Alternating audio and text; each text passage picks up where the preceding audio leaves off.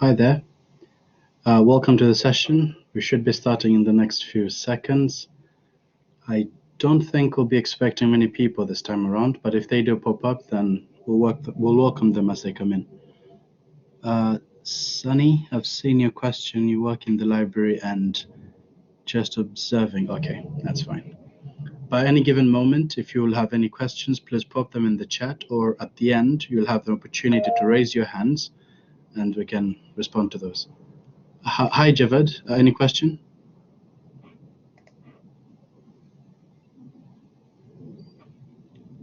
If you could use your mic to speak, that would be great. If not, then just put your question in the comment. Can you hear me? Yes. Hello, good afternoon. I have already joined the session. I have a question actually. I joined the session to ask a question. My question is regarding how can I link the material from the Blackboard to the session, because I can see I can upload the file, I can share the pages, but I need to find a way how can directly take the material from the Blackboard. So unfortunately, that is not possible. You will need to download the material, then you can put it in the session, or I will show you an alternative way on how you can share an entire screen.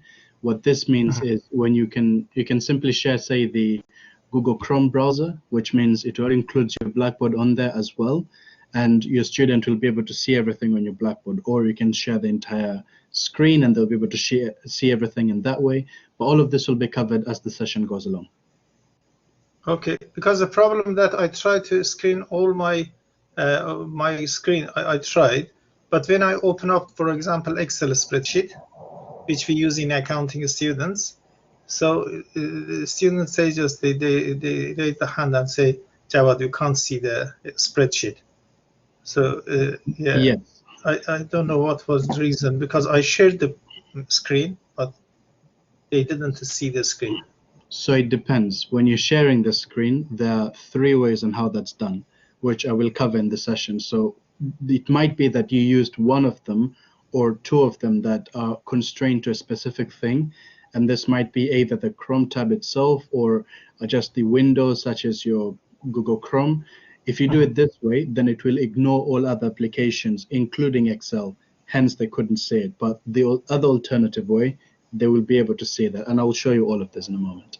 Oh, thank you. Thank you. Okay, so as you can see on the screen, in the meantime, I will first mute all your mics, so any background noises will not appear, just to be safe.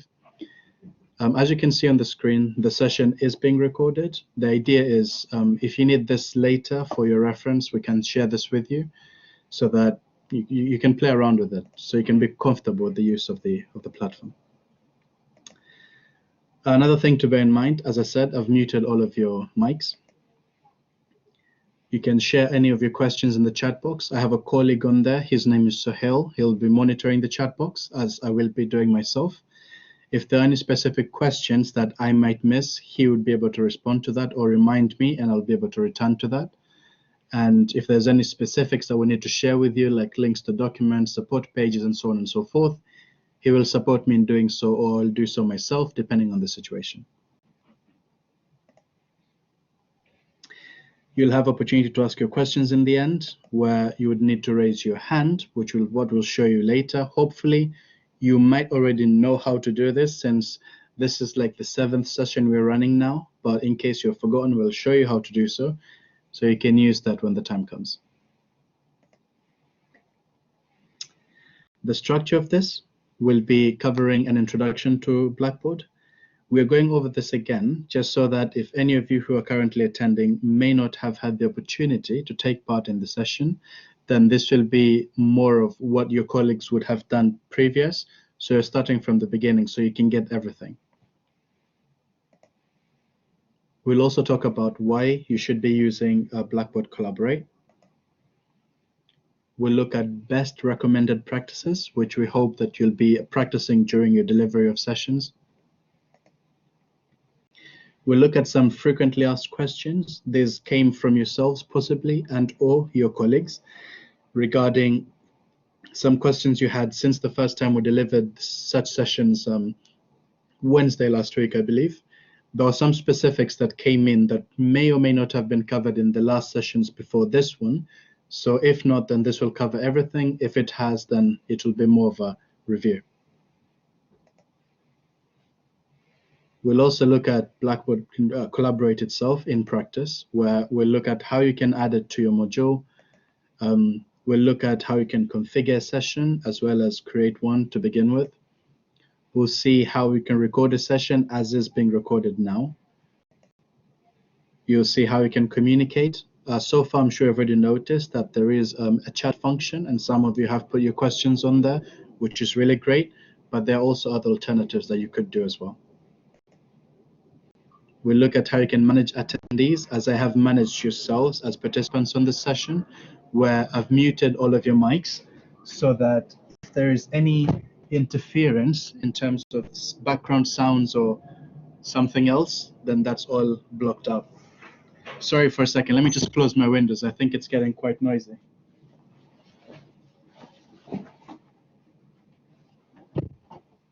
Hopefully that's better. And then after that, we will look at how you can share files. So Javad, this is where your question will be answered, and how you can share specific files and or applications to ensure that any material we're delivering to a student, they're able to see it. And finally, we'll put all of this in action and see how it works. So, an intro to Blackboard.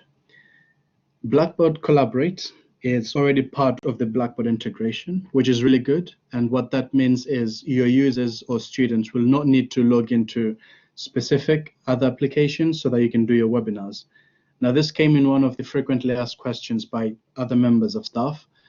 This was unfortunately because we experienced a bit of a setback with Collaborate a few days ago, including this morning, that there was a bit of a delay on the service. The idea is, since Collaborate is already part of Blackboard, students do not need to sign up to anything. They can just go into the module if you created a session, and they should be able to take part. Not only that, as you can see now, the session is currently being recorded, and you can record yours as well. The idea is that once the session is recorded, if you had any students who may not have had the opportunity to take part in the sessions, or did have a bit of difficulty joining the session, then they can review the recording afterwards. You can, this has been developed as a virtual classroom and can still be used for one-to-one meetings. So if you had students who you're supervising for projects, for example, say third-year masters or so on and so forth, and you might need to have some one-to-one sessions with them so that you can look at their progress. This can be quite useful for that, as well as doing group participation as we're currently doing now, which hopefully you are also exercising with your students. What you'll need for this is a computer, preferably with internet connection, obviously. Without that, you won't be able to connect. If needed, you might need an additional headset and or webcam in case you need to be seen, plus also access to Blackboard itself. So the following are the reasons why you should be using Collaborate. As we said earlier, it's because it's already part of Blackboard, which is really good because this eliminates any requirements for students to have to create their accounts to start with on these other applications. The one that has come up quite often as an alternative was Zoom. But unfortunately, as I said, with Zoom, you have to create an account, and there are limitations if it's not a paid service, that you cannot have sessions of more than 45 minutes, you can't have a certain number of users and that kind of thing. With Blackboard Collaborate, considered part of Blackboard, you could do all of that all at the same time without any problems or limitations. You can manage individuals or groups in terms of their participation in the session. So in this case, I could choose, say, to communicate with each and every one of you individually, or we could use the group chat to communicate with everyone, as we have done just now, as well as you can create, as part of participation, a group breakout session where you can have your students in different groups within Collaborate sessions, and they are doing, say, specific activities on that. that you could try to emphasize for the purpose of increasing engagement? It has the virtual classroom features such as the groups, individual communications, trying to get attention of the moderator, such as myself and my colleague, or yourselves when you'll be delivering the sessions, where a user can raise their hand, you would see who they are, engage with them, ask questions, and so on and so forth. The sessions are recorded, which is a bonus, as we're currently doing now. The engagement can be monitored via chat or the breakout groups, and you can choose to make it that even the private sessions, also the private communications between individual people are also monitored, but you don't have to do that. We recommend you don't do it anyway, because if you do so, then that will take away focus from the actual teaching. So it's best if you just focus on teaching, and the rest, just let the students maybe discuss on their own if possible. Then it does provide an option or opportunity to develop your transferable soft and technical skills. The technical skills will be the general understanding of what Collaborate is, how it can be used, and its application, as well as the soft skills being your presentation, your communication, and so on and so forth, of which you can transfer in other work environments in practice. The best practices. The first of which, it's quite obvious, is try and join your sessions early. Whenever you create a session, which we'll show you in practice in a moment, you can set the session to allow participants and yourself to attend or join the session a few minutes before it's expected to start. The reason why we recommend you do this is it provides you the opportunity to be able to set up everything you need, like uploading your slides, maybe opening up some tabs on your browser. So when it comes time to sharing that content, everything is up and nice and ready to share, which is really good. It saves you time as well during delivery, so that you can just focus on delivery and not all this other maintenance. You should encourage your students and yourself to use the virtual tools. Like if you want to provide an opportunity for them to do breakout sessions, you can create that for the breakout groups and have them do individual activities in groups. You can also ask them to use the features like raise hands, which we are currently using and we should be using in this session as well, so that it creates this monitored way on how you engage with them to allow them to raise the hand, get attention of that one specific person, give them the opportunity to ask a question, respond to that, and move on in a much more systematic manner. Allow some time for students to join in. As we did in this session, we were officially supposed to start at 2 sharp, but we opened up joining before at least 15 minutes early, for which I set up the session, but we also started delivery 10 minutes after. And the reason we did this is so that those 25 minutes could account for if users are having a hard time joining the session, or there might be interruption in the service, that kind of thing. All of this will be used up in that setup, hence allowing that time will be good. Share the session information with students. So as I did with yourselves, to inform you that the session will have some shared content, like shared files, that thing. In this case, we are sharing the slides right now as we deliver them to you.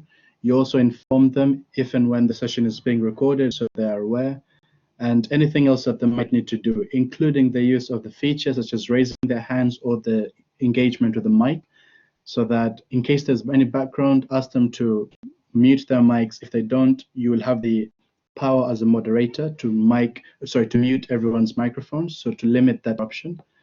But also when they know that they can start their mics at the time they need to, then it will provide them the opportunity to ask their questions and have that engagement.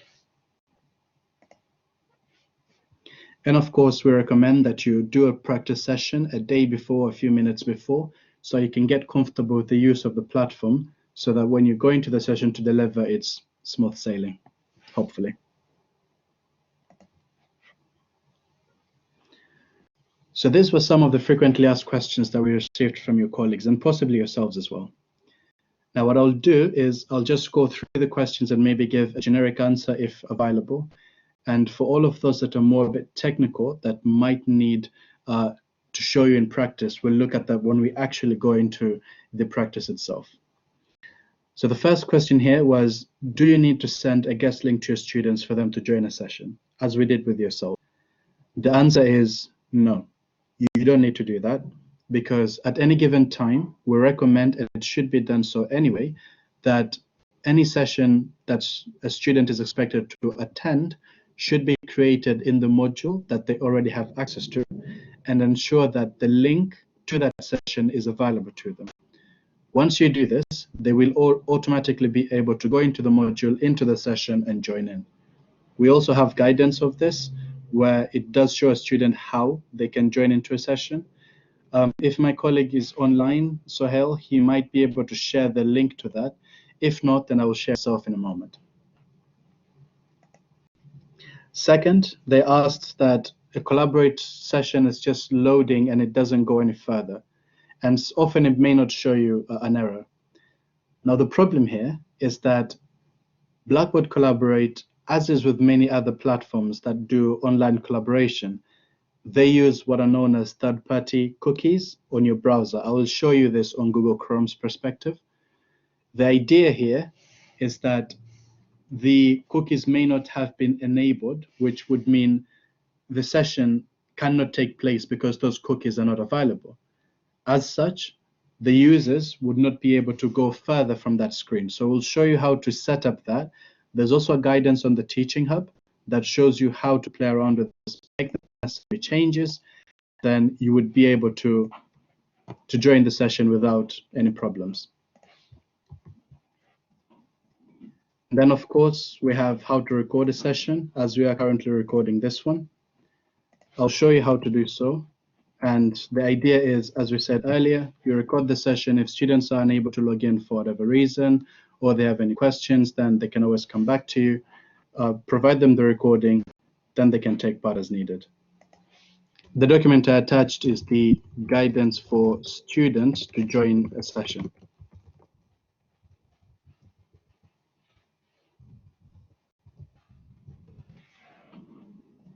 Okay. Then we have how to download a recording.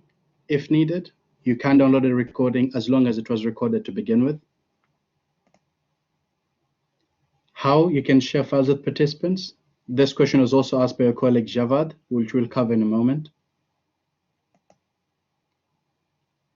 If a video is embedded within a PowerPoint slide, how can students see that, or can they see that in the first place? Now, it depends on how you're sharing that PowerPoint slide and how the video is attached. If it's attached as an embed within the slide, then yes, they would be able to see this. But if it's a link to a different browser, or that you'd have to open on a browser, then that's a different question. We'll look at the different alternatives and how this could be done and see how we can explore this. They also asked, if a session is being run, is it possible to download the polling data if available? Now, unfortunately, I asked Blackboard team and they said that this is not possible. So just a moment, how are you feeling, so? I'm just going to put up a poll there of which you can take part to answer if you'd like, just to know how you are so far in terms of the delivery of this session. Now, any information that would be shared from this poll, unfortunately, cannot be exported, but they did mention that there is a possibility for this to happen, though they are unaware of when that timeline is. But when such time comes, we will inform you. Then, can you download chat messages? So as we are currently communicating, the chat messages are or can be downloaded. However, it's not all chat sessions. Those that are available for download are under everyone. So all the comments that I'm currently putting that you're all receiving, those are downloadable, which we'll show you when the time comes. Then downloading participants or attendee reports. This basically means downloading a document that would have a list of all participants for a specific session to show whether they attended, for how long, how many times, and so on and so forth. It was asked by someone, I think, in LSFMD or London School of Film, Media and Design. They wanted to know their 40+ students at times who are actually taking screenshots or manual recordings of names to show that this and those attended or not. The good thing is you don't need to do any of this manually because it's all done automatically, and we'll show you how to do so. Then the other questions were, are sessions recorded automatically? Unfortunately not. When you create a session and configure it to allow for it to record, which I'll show you in a moment, when you're within the session, it doesn't automatically start to record. You will have to manually go in, select it to record, and once you're done, select it to stop recording. So we'll show you this. And then, of course, if you can get a copy of a webinar. All these webinars we're delivering, they are all recorded and they are available for use. And of course, yes, you can get a copy of them. However, the way to do so is you'll have to email us at expert-academy@uw.ac.uk so that we can then send you the link to that session and then you can download it. The idea is, because we're sending you a guest sessions do not record the information automatically, and it makes it clunky in the sense that people can just put whatever names they want as they log in because it's not that required. You can put anything, and that makes it complicated to understand who's who within the session. But if the session is created that the user logs in to the session from Blackboard itself, then it will automatically pull up their names and attach that to the session, which is really good. And when you export the participant information, you have the accurate data that you can use to measure engagement. So far we've looked at the session, the introduction to Blackboard Collaborate. We've looked at why you should use Collaborate, the sessions, also the best practices. We've looked at frequently asked questions. We've looked at, now we're going to look at the Collaborate itself in terms of those points, and then Collaborate your module, creating or configuring a session, and so on and so forth. So all of this will be what we'll be covering in action. So just 1 second, I'll stop recording this and I will share another screen with you.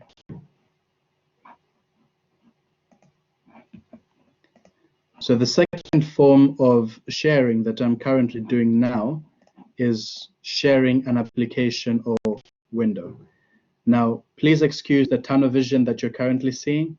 The only reason you're seeing this is simply because the same page from which the session is being recorded is where it's being displayed. It's basically just a video feedback loop. It's not an error, it just happens by any other application that you might use. So in this case, the screen was like that. I came to the bottom right-hand corner to the Collaborate panel, clicked to open, came to share application or screen, and that showed me that there is an option for sharing an entire screen, or in this case, an application window, which is just the Chrome tab or Chrome window itself, and I can share a specific Chrome tab. The previous presentation I conducted, that was from sharing a Chrome tab, which is here. So I created this and uploaded within my OneDrive. I opened the session from there, then I shared this Chrome tab, which loaded all the different animations and everything else. So when you share the application or screen, you would go to Blackboard.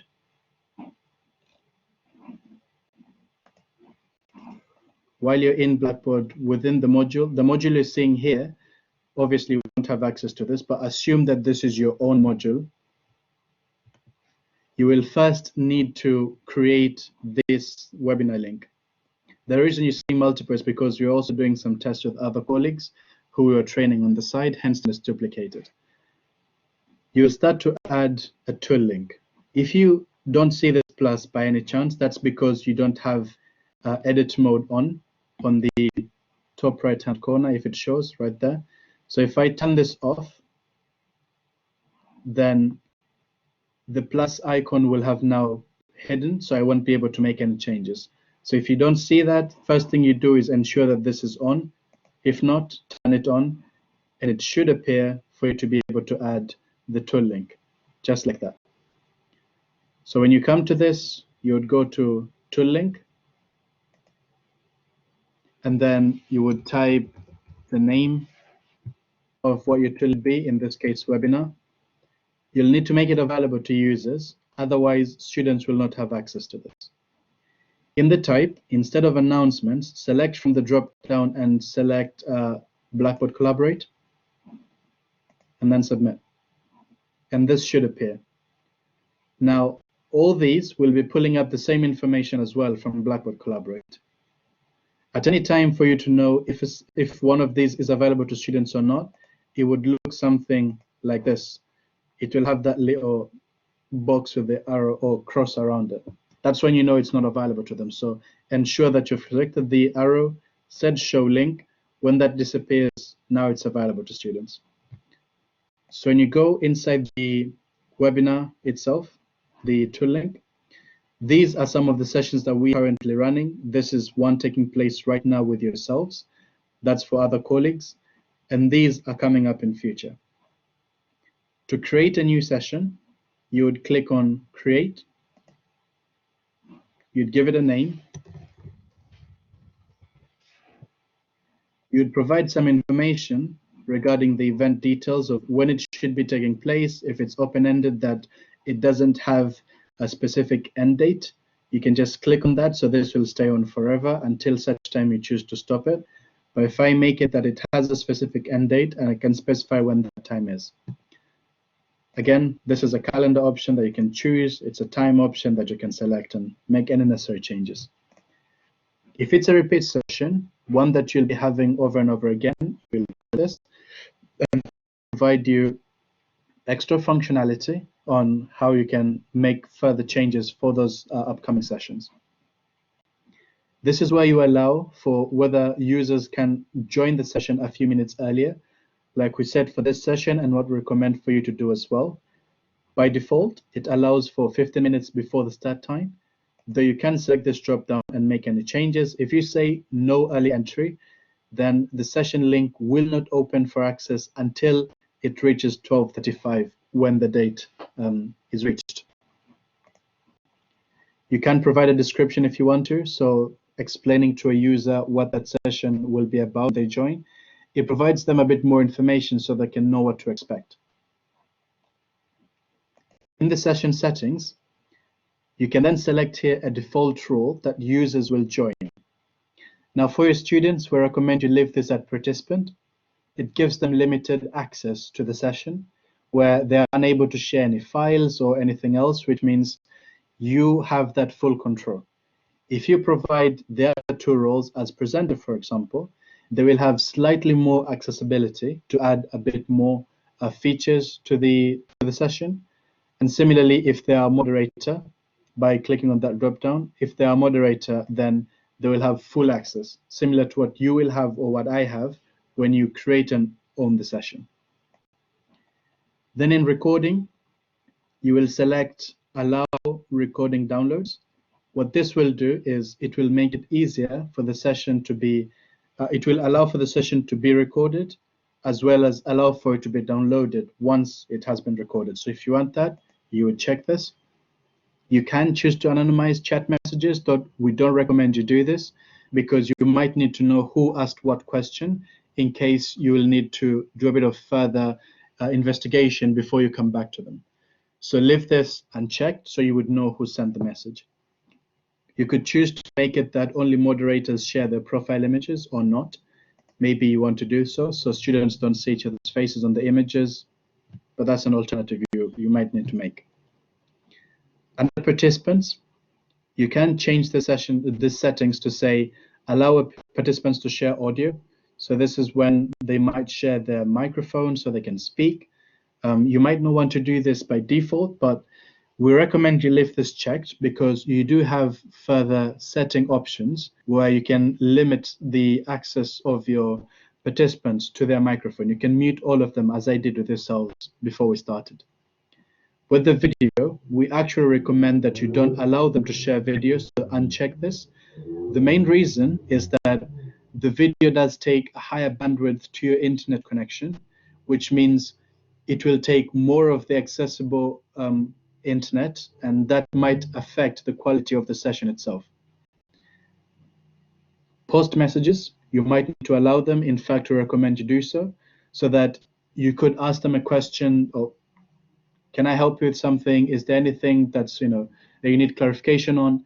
If they're unable to share the microphone because of a technical difficulty or something else, then this option will allow them to post a message within the chat option, and you can read and respond that way.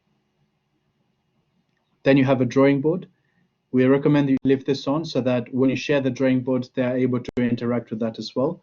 And this also helps in what we said earlier with best practices, where you're using these virtual features to try and encourage engagement with your participants in a session. I'll show you all of this in a moment. We recommend that you disable this. The telephony means that it allows a user to join a session via telephone. It makes it slightly complicated because at times it's also hard for them to navigate around if they are not using it directly from the main session itself. So up here, if I was to scroll back, you should see these options. They should appear when the session was created. Now, if I was to go down and then disable this option, those should no longer appear. So the telephony option is now not available, which is what we recommend.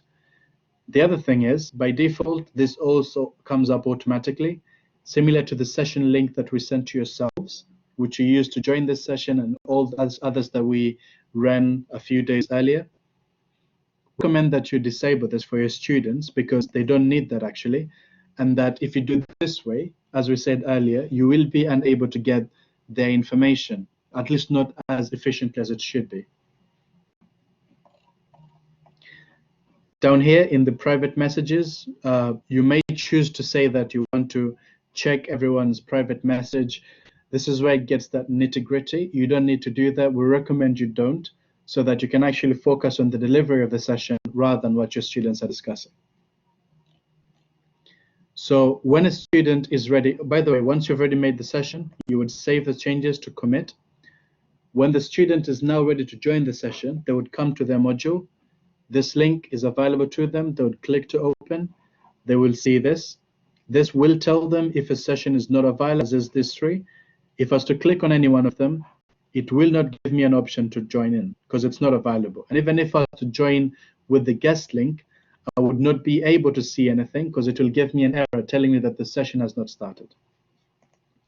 For sessions like these that are currently taking place, you would click on the session itself as a student, and they would click on join, and that's how they would join the session.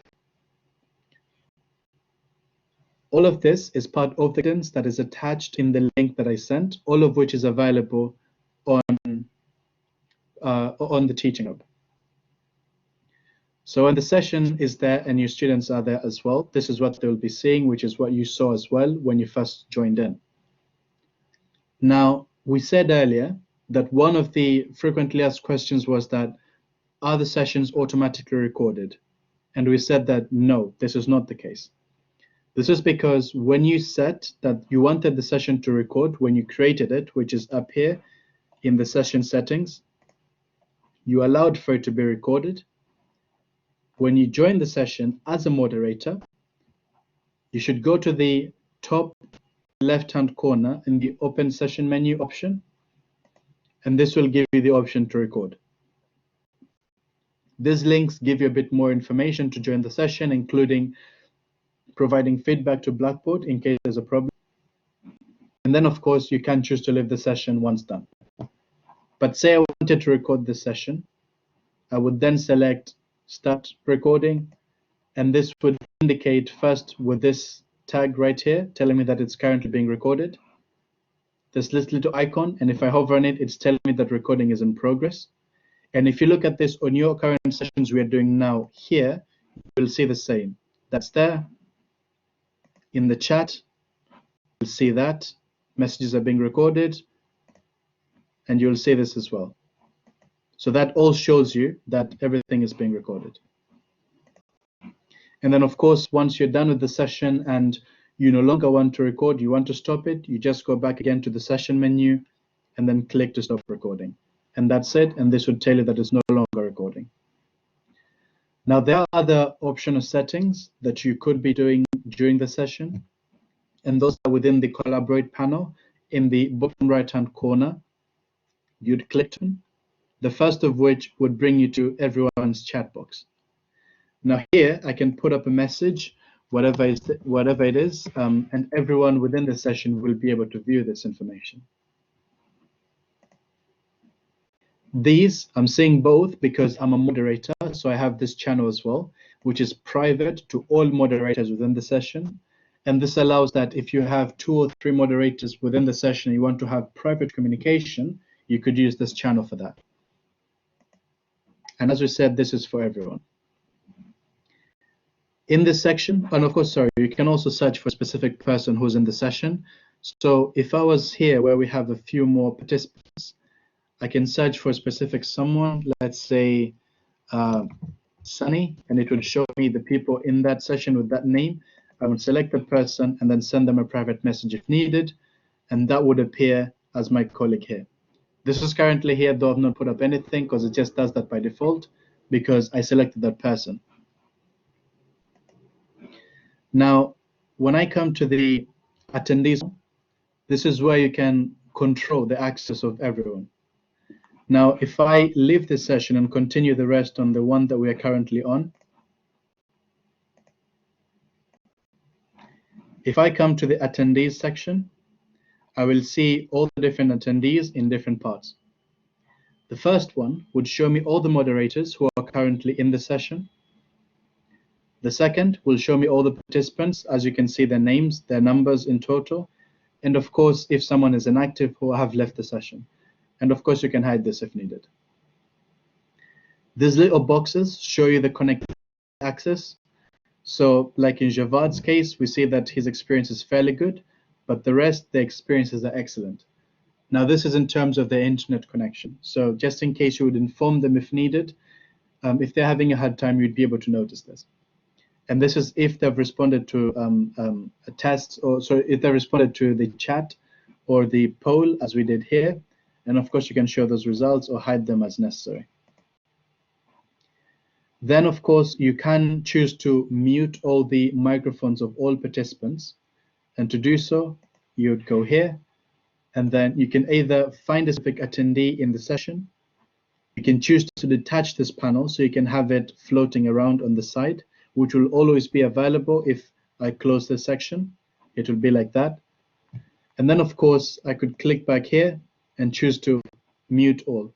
So if there are any people here who have their microphones on, then those would be muted. If you don't mind, for a test, can either one of you turn on your microphone so we can test this out? Hello, I've turned on my microphone. Can you hear me? Yes, I can hear you. Thank you. So I can now see that we have 2, and I can hear both of you. I can choose to either mute one person by, just a sec, let me just merge this back in. Oh. And then go to attendees and select one person and then choose to mute just their microphone like that. Or I can choose to go to the top and then mute everyone's microphone. And this would allow only the person who's delivering the session for their microphone to stay, so as they can speak, everyone can hear. And then, of course, you can still select a person and then choose to make them a moderator, and this will bring them up to the top with full access. You can make them a presenter with fairly minimal access, or leave them as a presenter, or as a participant. A captioner would be that it gives them the ability to provide or make comments. So if I change this person here and make them a captioner, now once they're a captioner, they are able to make these changes. They will get a message that they have been made a captioner, and they can choose to accept this so that they can take on that role. So in this case, I've accepted myself in that section to be a captioner. Now it shows that I have the CC, but only yourself as a moderator would see this.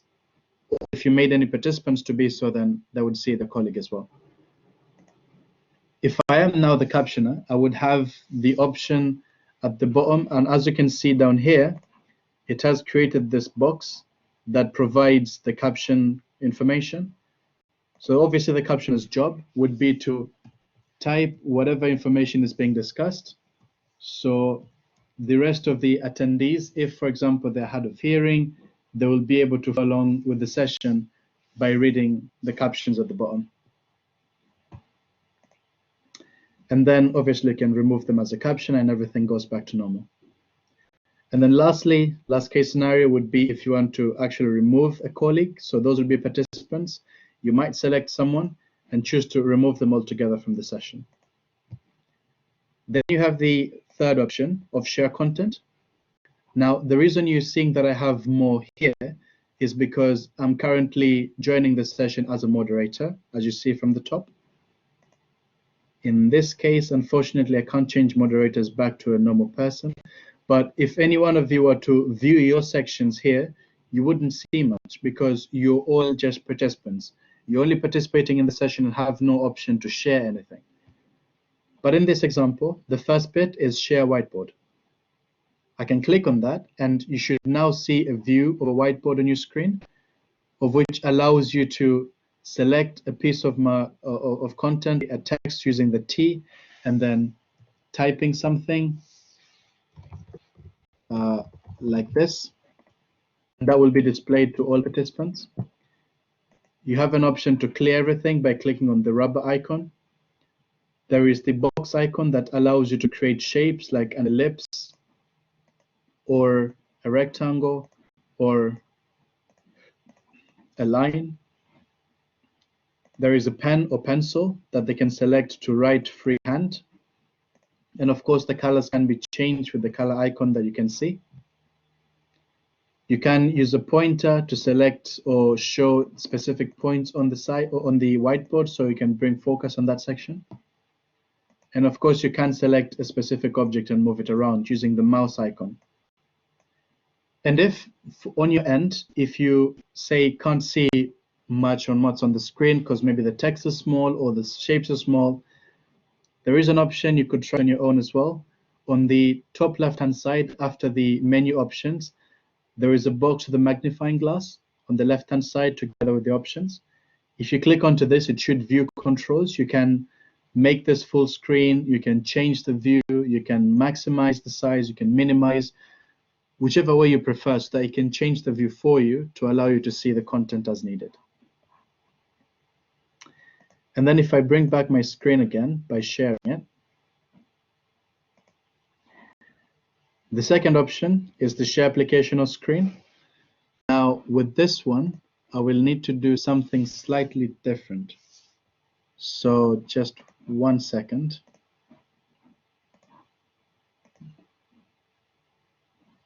Not that one, okay.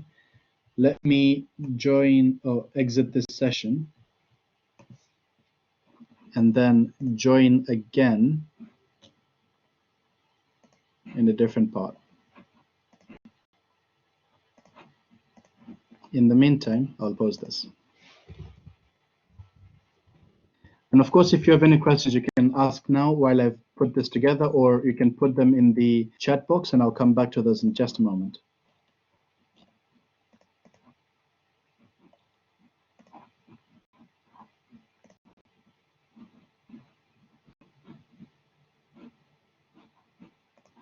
Okay, now I'll go back to sharing my screen. And then, so here, hopefully you can see my screen. Excellent. So here, let's say I'm now joined back in as a different person. I would then go to the session. I would select the session. These were created as recurring, hence the reason you can see that they're in like a folder like that. If they were not recurring in just individual sessions, they would just appear one at a time. So select the one that's currently taking place, and I would click to join. And it should show that someone is joining. And once they have fully joined, it should also indicate somewhere right over there to show you that this user has now joined. There you go. So you should be, unfortunately, it's going to have the feedback, but just for the sake of testing, please bear with me. In this section, if I go back to the panel, open share content. So currently it's telling me that someone else is sharing something. But if I click on that, I should see these three options. Your entire screen, application window, or Chrome tab. This is if I'm open on Google Chrome, of course. If I'm on application screen, this will have all the different applications that are shareable that are currently opened on my computer. In this case, only Google Chrome. The entire screen will share the entire screen. So that's how you would do the sharing. Now, there was that other question that Javad and from the frequently asked questions asked how you can share the content. So that's how you would do so. We already discussed that there are those three options. The first of which, under share application or screen, is share entire screen. So if I was to cancel this and then use that option, you should now see that you have access to see my entire screen completely. So now you can see my tab bar at the bottom, the taskbar. I can open this and you can see that. I can go to document. Whatever's going on to my screen, you will be able to see this.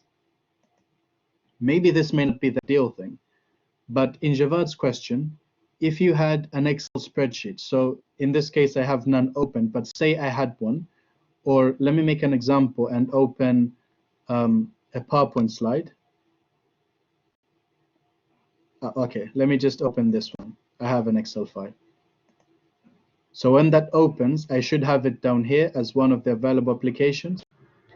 Now, when you want to share that and ensure that students can see whatever is going on that document, you could choose to share the entire screen as I'm doing now, and then this would obviously show up. And if I click on that, it would then open up to show whatever it is that's on Excel. This way, you're ensuring the student is seeing what you're trying to portray to them once it finishes loading. But then that's one alternative. But as I said, this may not be ideal because in this case, they're seeing everything on my screen. I may have some other information opened on the side. So as you can see now, this is the entire list that I have for a specific document. Maybe I don't want them to see that. But I'm sorry, maybe I want them to see that, but not everything else. The second alternative would be sharing a file. I could find a file from my computer by clicking on this or dragging one onto it by opening a folder in which that file resides, selecting it, and then dragging it to where I need it to be. But in this case, it's not a supported format, so it wouldn't work. But if it was a supported format, say an image, in this, as you can see here, it says drag an image, a PowerPoint slide, or a PDF. So if I selected an image and I drag that, and find a better example if I have any. This one maybe. If I drag that in, it should now load to show that it's putting it together, but it's a fairly small file, so now it's available. I will then select it, as you can see here, or select another one if needed. And every time I select one of these, it's ready to share, and I can click on Share Now. Now you might wonder what these numbers are. These are basically the number of slides that are within this particular document. So in this case, 6 pages, 3, 43, 7, and so on and so forth. The images don't have slides, so I can just click on one of them and then Share Now, and that will be visible, and that's it. And then, of course, if you're seeing that if I have the slide, if I was to go back to that and share the application window,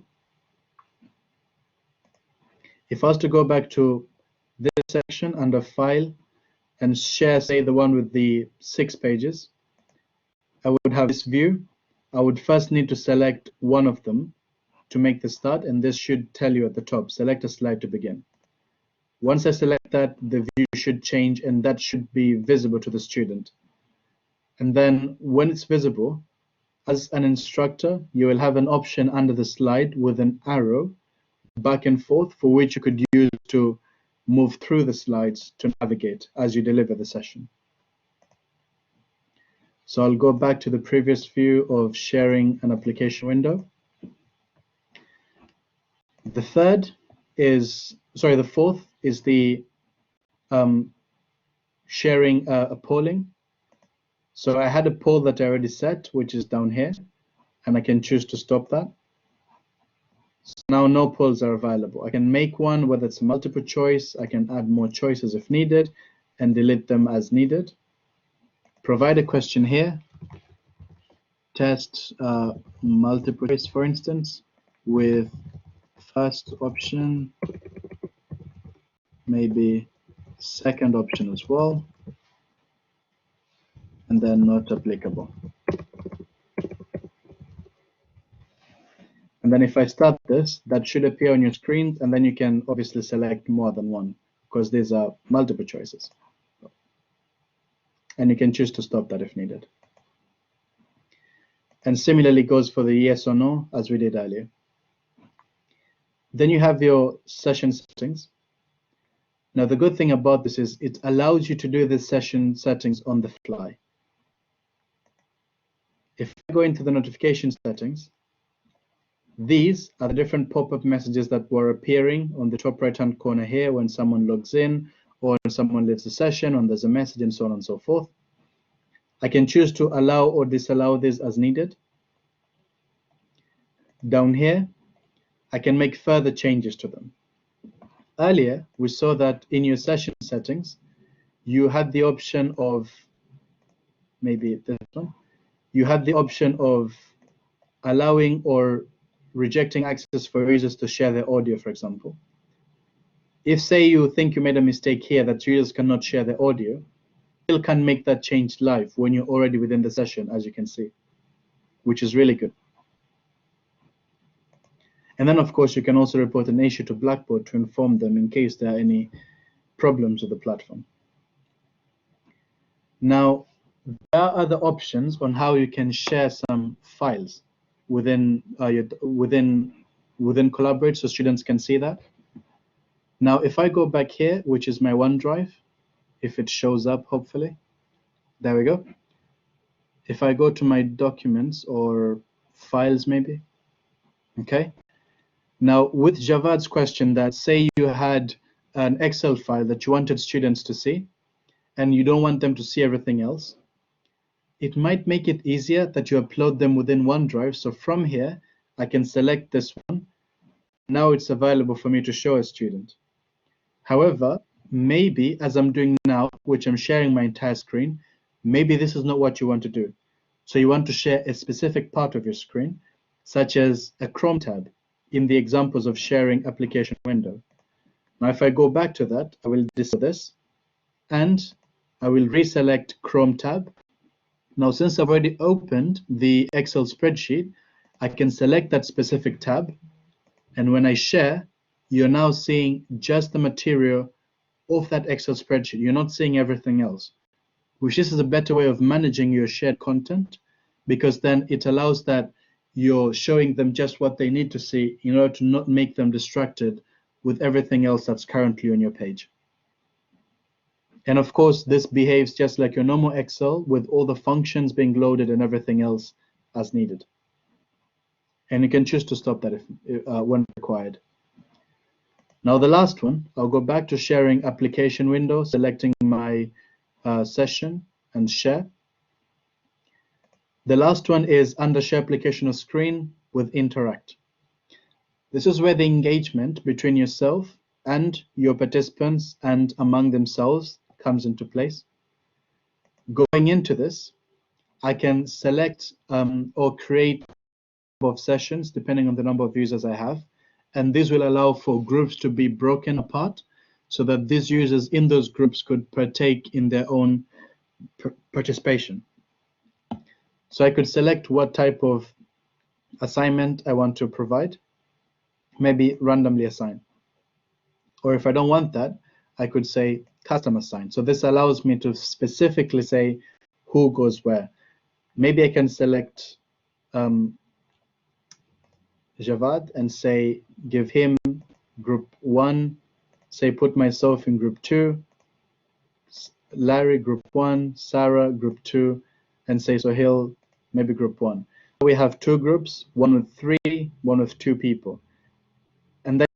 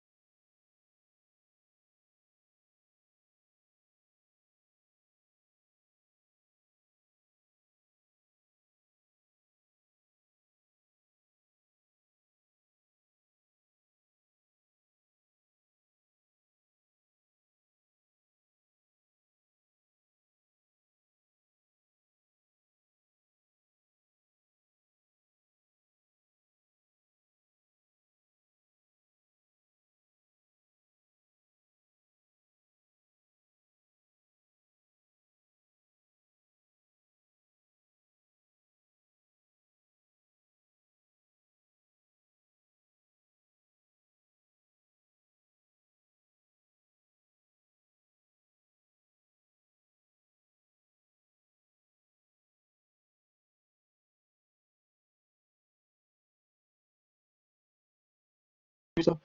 Once that's done, it should bring you back to the main room. And then, of course, that's pretty much everything. But before we move on to your questions, there are these options down here. The first of which is this one. In your users or status page, I could choose to say that I'm away.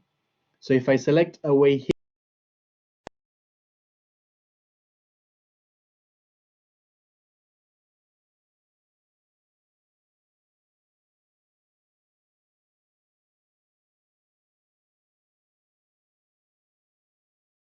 into the session.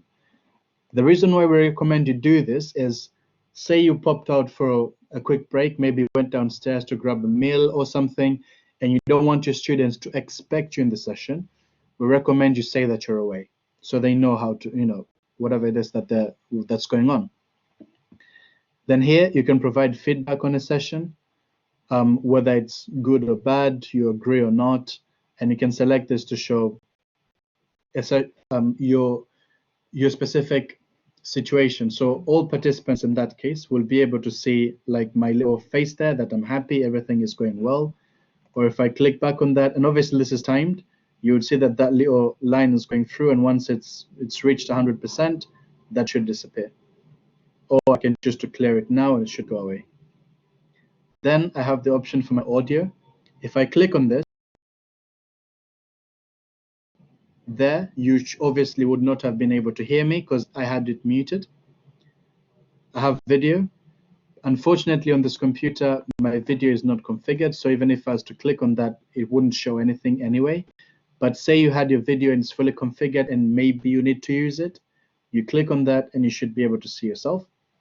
And then we have the option to raise your hand, so you can get the attention of the moderator to provide them the option to select you, to give you the chance to ask a question. And obviously, this is what we recommend that you do in the sessions while we deliver them, as well as encourage your students to use when you're delivering the sessions. When everything is done, this is the option for you to close a session. You don't need to go back here to stop sharing. You could do that by simply clicking on this. And when everything is done and dusted, back up to the session menu options. As we saw earlier, you have the option to click to stop recording.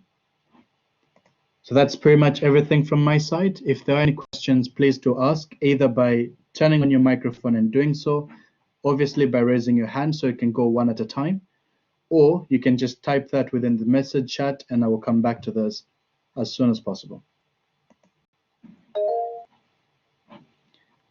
Okay, so Javad, what's your question? Thank you, Marish. Thank you for complete explanation. Thank you so much. I really enjoyed it. Could you please just email me the session, recorded session to me by email? Definitely. Because some part of that. Yes, and another thing, I also forgot one thing which I'll cover later. This is after everything is done in the session. So ideally, assume that we're actually delivering the session now that everything is complete. I will show you the other frequently asked questions like how you can download a session, how to know a session is available, how to download participant information. I'll show you all of that in just a moment. That would be great. That would be great, Martin. Thank you so much. Thank you. Yeah. You're welcome. Sarah, you had your hand up. Oh, Larry, sorry. Let's start with Larry. Oh, yes, hello. Thank you very much for that. That was very informative. And can I ask the same thing? Could you email me the recording of this? Will do, definitely. Thank you very much. That's great. Thank you for that. Sarah? Oh, hi. Yeah, so yeah, same thing. If you could email, I think it's the same for everybody. I'm approaching it slightly differently because we're going to be managing these for one-to-one library drop-ins. So I'm just thinking, how would you manage it in terms of maybe 3 or 4 students with different information needs? One wants to know about referencing, one wants to know about, let's say they're looking at how to do search strategies, etc. For a one-to-one session, so it's not a group teaching situation, is there anything you can do?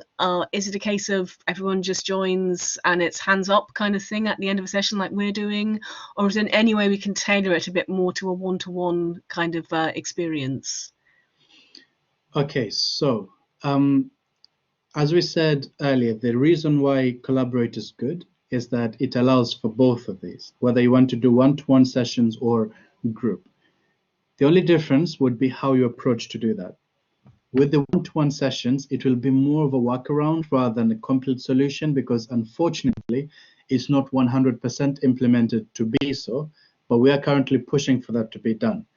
Now, to do so, as I said, it's a workaround, so bear with me. One thing is some instructors have currently asked if they can have private spaces like a module or something in which they can play around to do Collaborate. We can create those for you. So if I was to show you mine, for example, it would be something like these, for example. I created this too, in which I have access to them. I can control them. They are modules completely. I can enroll people, remove them, and then in them, I can go in, create my webinar, do my sessions, and everything else. Now, the problem here is if the session is created within a module that all students have access, let's say, if I go back here, let's say I enrolled a few people in this, and these people as listed, now obviously they should all have access. If that was the case, then they would all be able to access the session anyway. Here, even though we have multiple links to the same tool link, they all have the same information. So even if I choose to make this one unavailable to students, and this too as well, if I go to, let's say if I go to this link here, the same links that are available in these 3 sessions that aren't available are also here as well, because they're all part of the same Collaborate tool link. Now, if you had your own private session, your private module in which you created your session, you can go in that module. In this example, I would go into this one. I'll go into a webinar. And then if I have mine created, I will then select the guest link. Now, this is where it becomes slightly confusing in terms of collecting participant information. But the good thing is, if you're going to run these sessions, the same would be for lecturers. If you're having one-to-one session with your students, like a third-year student, you're doing consultation on their project, or someone is trying to ask you a specific question, I can share this guest link with them. I would already know that in my calendar that I have this time with this student. So technically, that would be my engagement, knowing that I have these people. I would email this link to the student as you did with this link. You joined.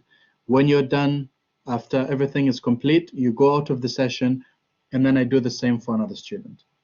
Maybe that can be a workaround. Or the other one you mentioned earlier, as we did, is have all of them together and cover each one specific part. Once everyone's done, they raise their hands, maybe ask their questions specifically. Once that's complete, they all leave the session. Okay. So I think from what you're saying, in terms of sharing the information, addressing queries and presenting, if you had 3 students with different needs and they all turn up at the same time, they all want to join at, say, 12:30 to 1:30 because that's the time which suits them all, there's nothing for it. You've got to kind of deliver maybe 3 parts of a session. I'm going to cover referencing in part 1. I'm going to cover information search strategies in part 2. I'm going to cover copyright in part 3. And just they would have to listen to the stuff they're not interested in, perhaps copyright, and at the end raise their hands, or presumably break up in between and say any questions about referencing, any question about copyright. You can't get away from obviously having it as a group if everyone wants to come at the same time. That's my question. Does that make sense? Yes, it does. In that case, then you can use the option of creating multiple sessions. So let's say I had the first one on, referencing, if I can get that right. Say I have the first one on referencing, say all other options I'm happy with, I wanted to download, done. So that's one session. I create another one maybe on copyright, and I do the same. And what I do here is I would have set these to be at times when I know I have a session with a student, say from 1:14 to 2:14 on referencing, and that's the student. So I send them the link to this specific session, just that one. So only they can join in the session. I would join from here, deliver it. After I'm done with them, excellent, complete. I move out, I go to the next person. Okay, so again, sorry to come back to this one, but No. it seems in terms of delivery, the model we have at the moment, which is we have a drop-in, you turn up physically, you ask a question, and it's kind of we sort it out on the day, isn't going to really work in terms of having a tailored experience. You'd have to name your sessions beforehand, even if they are just drop-in and you're using the guest link, and it's going to be an open-ended session. It's not really going to work in terms of being able to tailor. Otherwise, it's I'm just sorting out the best way to kind of yeah. Well, with that, technically, in a way, you're already creating the specific links. So you create each individual session like we have done on these. So these are thematic webinars that we have been running since Monday between 12 and 2. Each day has a specific topic. So today, as was on Tuesday and Monday, if I'm not mistaken, we're all on Collaborate. On Wednesday, it was a different topic. Tomorrow, it will be on creating assessments on Blackboard and so on and so forth. So these will be the generic ones. And then if you have the drop-in that you want all students to attend, you could create that one too. And then when you have it available, that means any student who wants a very generic question that's maybe not copyright sensitive or GDPR or anything like that, go into the drop-ins, you can share the respective links with them. And then if you have specific timed sessions with people, like in this case, these 3 colleagues, they may have their own specific sessions. You create those as well, timed in that manner. And once you've done that, like we have done in the, sorry, not that one, in the Teaching Hub, we created all of those links within that module, and then we put them within the Teaching Hub and informed staff that we are providing this support on these dates. And that basically made it that whenever they want that specific topic, whether it's a drop-in or a specific discussion like on copyright or something, they can join those generics. So in a way, you're already grouping them in what they need, if that makes sense. Yeah, it does. And again, if you do have a query of somebody who wants a one-to-one appointment at a certain time, which I guess somebody supervising might have the same thing, you'd then set up a finite time. Okay, Sally or whoever it is, I'll meet you at Wednesday at 4 o'clock between 4 and 5, and we'll talk to each other via Blackboard Collaborate. Would that be making sense? Exactly. So that would be like in this example, you would create a link for them with that time, you'd copy that link, send them a guest link, and then wait for them to join. Right. Yeah, that's really useful. Thank you so much. You're welcome. So before, one more question. Yes. Also, in terms of sharing, you think it might be more useful? We do a lot of stuff like we're going to show you how the library screen works. This is how you'd search. This is how you look. This is how you filter. And if we were to have any presentations in OneDrive and then use Chrome tabs to have those presentations open beforehand, that might be an easy way of sharing rather than in the Blackboard folders. I'm thinking particularly because I'm sharing this with colleagues. So as a whole library team, we've got our Blackboard folders. Definitely. As I'm doing here with you now, I have my Chrome shared. I have all of these tabs. Let's say this was the PowerPoint slide explaining something that I want to deliver to the staff. Sorry, in this case, to you as students, sorry, to your students. And then maybe you have this page would be like the university website in which you have the library information, talk to them about that. So you have all of this pre-opened, you share the application and you walk them through. Yeah, great. That's really useful. Thank you so much. You're welcome. So last but not least, so let's assume that all of your users have joined well, you've recorded the session, everything worked perfectly, and now you want to get that information. The way you do that is you go to where you had your webinar created. In this case, ours was an Expert Academy training. Now, once you're here within the webinar, if we start from the beginning, you'd obviously land on the announcements. You go to where you have your webinar. When that opens, by default, this here would be your current sessions, those that are currently ongoing, telling you that they are ongoing, and those that are coming later and at what times and everything else. But if a session was already delivered and completed, that should be under here. These are upcoming sessions, but I can filter this to sessions that are already passed, so previous sessions. And that should show me all of them. And if there are more, then these options here would take me to that section. Now, let's say I have this part, and then I would select all of the previous sessions. This is the current one that we are on now. I would go into the previous session. Oh, sorry. I'd go to that little option there, view report, and this will show me a full report of all the attendance for that session, for that webinar. Now, let's say I wanted to view this latest report here on the 25th, similar on the 24th or the 23rd. I just click on report, and it will also show me that the duration, how long it took. If I click on that report, it will show me the names of everyone who joined, how they joined. So these people were running the session, so they joined in the way that a student would have joined from the module itself by clicking on join session. The rest of the colleagues joined with the guest link as we did with yourselves. It would also tell you the time they joined, when they left, the duration of their session, how many times they joined. This is if any hardships joining the first time. So every time they try to join back, that number is kept on record, and this should show you relevant. You can also choose to download this information either as a printable file. This would be a PDF, just like that. You would see the information, or you could choose to have it as an Excel comma-separated value file, of which you might use to maybe do some, an analysis or whatever it is that you do to check the engagement of your students. So that's how you download reports of participants who have attended a session. Then you have the other bit, which is downloading a recorded session. So as we said earlier, when in the session and you already chose to set it to record, you have to come here, select record, and it will start recording from that point. And when you're done, you would come back and stop that recording. When you're done, it should, depending on the time, that if the session took, say, 2 hours, they should obviously take longer for that to render and make it available for download. Let's say it was, then when you come back to Blackboard and you're in your Blackboard tool link, right here in the menu option, you will see that you have recordings. If you click on that, all the recordings would appear with the names that they were created on the sessions relevant to them. So the sessions that, let's say the thematic webinar that was had yesterday on the 25th, that would be this session. So if I wanted that specifically, I would go to this. Hence, that's why it's important to name the recordings appropriately so that you are able to understand which one it is you need. Let's say you know the one you need.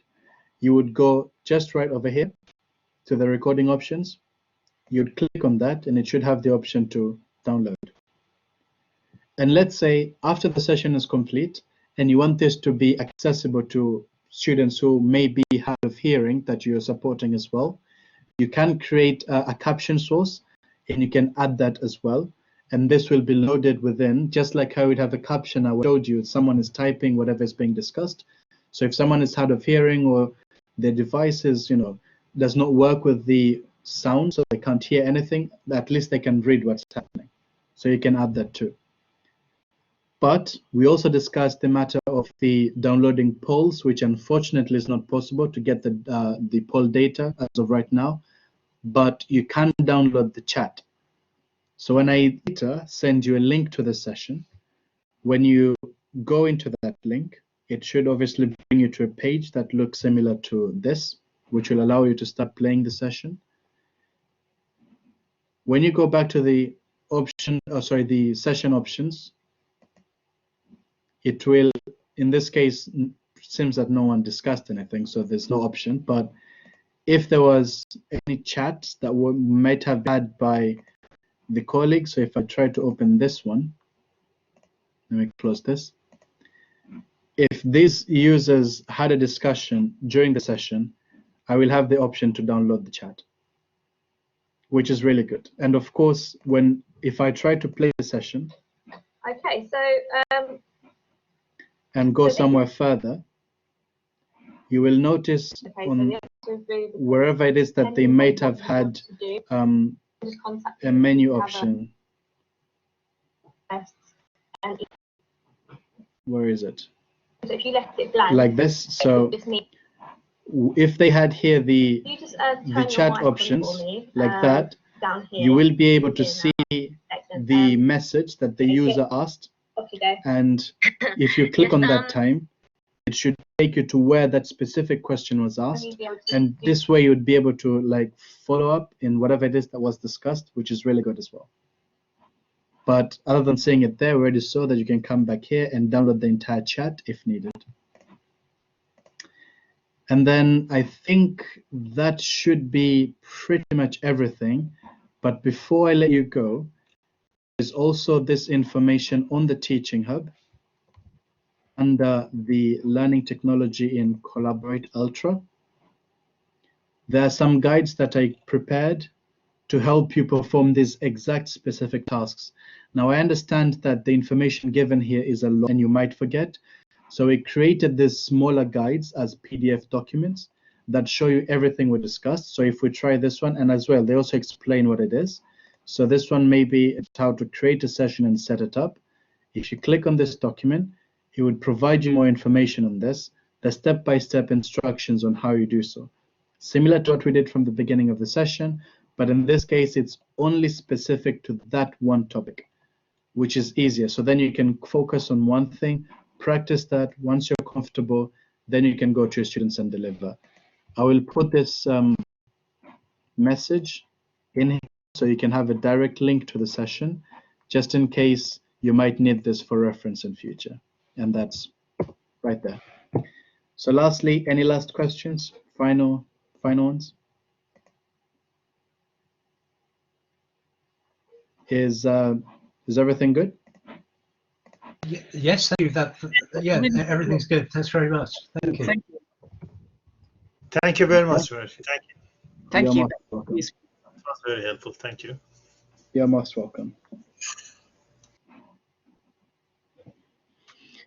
And that will be the end of the session. So hopefully, if you need any further support, please do email Expert Academy and we should be able to assist you. And of course, if there are any other inquiries, you can go back to the session once I share that with you. And again, in future, if there's any support that might be needed, please again, do let us know. And hopefully we should be able to assist. Mishri, thank you so much. Before you go, you mentioned the link, which was the PDF to separate parts, like the how to record a session. Where is the link which we can obtain? Did you? Let me share my screen again so I can show you. It might be easier. So within the chat here, if let's say I started at this point, if I open that, within the chat, under everyone, there's that link. So if I open everyone, all the chat we had since we started the session, this is the link. It's in the Teaching Hub in that section. Okay, okay, I can see it now. So, and I can retrieve it by how? If you just click on it, it should open in a new tab. It's a link. Okay. Yep, it is great. Thank you. You're welcome. Fantastic. Thank you so much. That's so helpful. I really appreciated the session. Thank you. You're welcome. Bye then. Thank you. Bye-bye. Bye.